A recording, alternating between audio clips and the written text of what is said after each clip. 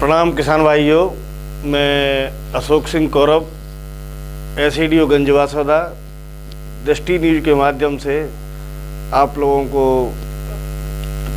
कुछ जानकारी शेयर करना चाहूँगा, बताना चाहूँगा गेहूं की फसल की तैयारी के बारे में। गेहूं की फसल की तैयारी के लिए खेत को चूँकि बारिश कुछ समय पहले जा चुकी है, तो इस समय नमी अभी गेहूं के लिए मतलब अधिक लगेगी। साथ ही गेहूं के बोने का समय नहीं आया, अभी लगभग 15 नवंबर से गेहूं की बोनी चालू होगी। तो किसान भाई पलेवा करके और अच्छे से जुताई करके बढ़िया भुरभुरी ज़मीन बना करके पाटा लगा करके और उसको तैयार कर लें। तैयार करने के बाद किसान भाइयों से अनुरोध है कि अपने बीज का चयन करें। अपने क्षेत्र में पूसा मंगल, पूसा तेजस, हर्षिता 1544 ये काफ़ी वैरायटियाँ जो यहाँ उपलब्ध भी हैं। तो ये वो वैरायटी है जिनमें पैदावार अच्छी आती है। ये विपुल उत्पादन की वैरायटियाँ हैं और उत्पादन अच्छा आता है। इनके लिए अपन को थोड़ी सी जो छोटी छोटी जो चीज़ें अपन भूल जाते हैं या गलती हो जाती है, उन चीज़ों में सुधार करके अधिक से अधिक उत्पादन लिया जा सकता है।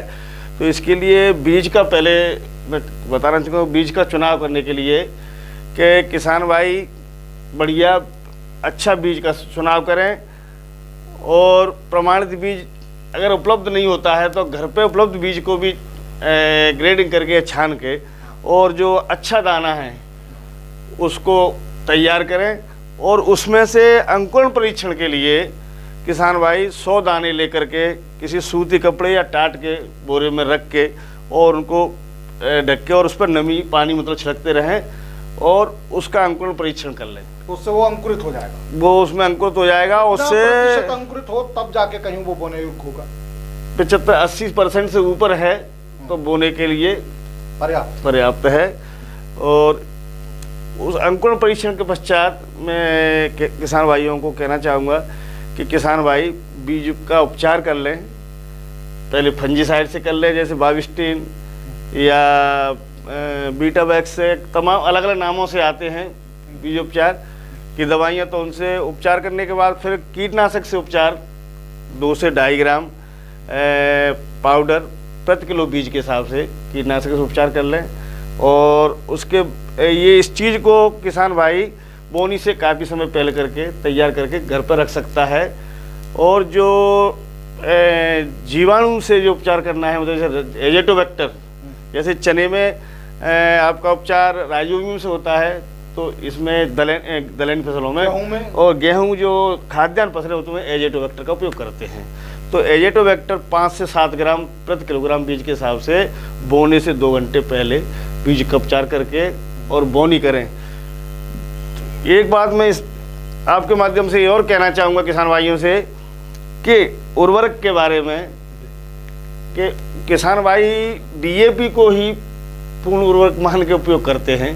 तो परंपरा बन गई है, परंपरा टाइप की डीएपी ही मैं डालूं। तो डीएपी को के साथ साथ मैं ये कहना चाहूँगा कि पोटास का बहुत अधिक महत्व है। और पोटास आपके जो फसल बढ़वार के बाद जब कभी हवा चलती है या थोड़ा सिंचाई हो जाती है तो फसल गिर पड़ती है या पाला वगैरह की स्थिति बनती है, कीड़े और बीमारी की स्थिति में पोटास इन सब चीज़ों से बहुत अच्छा बचाव करता है। दाने मतलब पौधा में मजबूती प्रदान करने के साथ साथ दाना भी चमकीला बनता है पोटास से। तो किसान भाइयों से विशेष अनुरोध है कि पोटास का समावेश उर्वरक में निश्चित रूप से करें।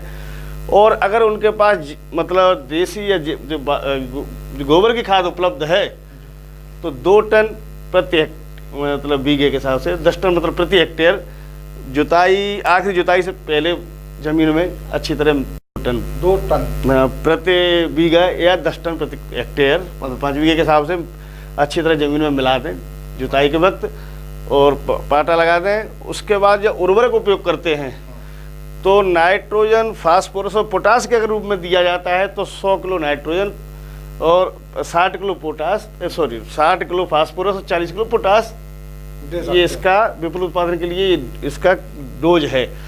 इसको आप खाद के माध्यम अलग अलग हैं, एनपीके से देना चाहेंगे, आप डीएपी से देना चाहेंगे, और दूसरे हमारे खाद देना क्षेत्र चाहिए। के हिसाब से कौन सी ऐसी वैरायटी है जिसका अच्छा उत्पादन किसान भाई ले सकते हैं? मैंने पूर्व में जो बताई 3-4 वैरायटी हैं जो यहाँ प्रचलन में वो हैं, यहाँ पे चलेंगी, प्रचलन में है और उपलब्ध भी हैं, उनको बोए। बस ये है कि उनकी जो पैकेज और प्रैक्टिसेज हैं, जो मतलब इन पे जो प्रक्रियाएं हैं जो इसको अपनाई जाती हैं, प्रक्रिया पूरी करें, वो प्रक्रियाओं को पूरी करें। किसान भाइयों के सामने एक बहुत बड़ी समस्या आती है सिंचाई को लेकर। जी जी अगर एक तो संसाधन, सीमित संसाधनों में उन्हें करना है, जी जी दूसरा पानी कहीं कम है और किसी कहीं कहीं पे पानी पर्याप्त मात्रा में। जी। तो इसी हिसाब से क्या फसलों का भी जो है ना, बीज का ये चयन करना पड़ेगा कि जहाँ पानी ज़्यादा है वहाँ दूसरी बीज बोए जा सकते हैं और जहाँ कम है वहाँ। किसान भाइयों से अनुरोध करना चाहूँगा कि सिंचाई तो मुख्य चीज़ है।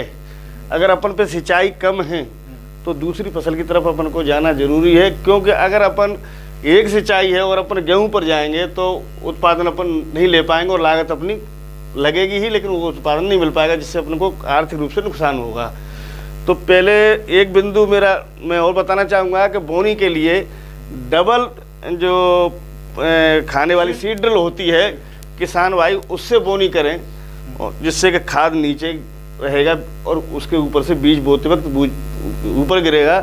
तो उससे ये रहेगा कि जो अपने लोग जो उपयोग किया उर्वरक का, वो पूर्ण उर्वरक का उपयोग हो जाएगा। और अगर अपन साथ में मिला के बोते हैं तो अंकुरण में भी दिक्कत आती है और पूरा उपयोग खाद का मतलब उर्वरक का नहीं फसल नहीं ले पाती है। दूसरी बात, सिंचाई के लिए अगर अपने पास 2 सिंचाइयाँ उपलब्ध हैं तो पहली सिंचाई तो 21 दिन से 25 दिन के बीच में करना आवश्यक है। उस समय ट्रेलिंग मतलब कंसे फूटते हैं फसलों में, पौधे में, तो उस समय आवश्यक है। और 2 सिंचाई की स्थिति में दूसरी सिंचाई 60 से 65 दिन पर करें। और अगर अपने पास पानी पर्याप्त है तो पहली सिंचाई 20 से 25 दिन, दूसरी सिंचाई 40 से 45 दिन और तीसरी सिंचाई 60 से 65 दिन पर अपन मतलब 3 पानी दिए जा सकते हैं। 3 पानी किसी स्थिति में, जैसे अगर जमीन थोड़ा हल्की है तो 4 सिंचाई भी हो जाती हैं, दिक्कत नहीं आती है। अपने यहाँ की जमीन चूँकि अधिकतम जो एरिया है अपना वो काली मिट्टी का है, तो नमी को अच्छा संरक्षित करता है, तो अपन 3 सिंचाई में भी पर्याप्त मतलब उत्पादन किसान भाई प्राप्त कर सकते हैं। और साहब, हमारे क्षेत्र में सिंचाई के साधनों की अगर हम बात करते हैं जी, तो मुख्य तो जो है वो ट्यूबवेल है जी, नदियां हैं जी, और नहर की खेती। जी, नहर खेती हमारे यहाँ थोड़ी सी कम अभी प्रचलन में है, जी, जी, लेकिन ट्यूबवेल और नदियों से ही पानी देने की ज्यादा व्यवस्था जी, है। जी, जी। तो ऐसी स्थिति में कौन सी फसलें जो है मतलब आप किस तरह से उनको बताएंगे कि पानी कब देना चाहिए?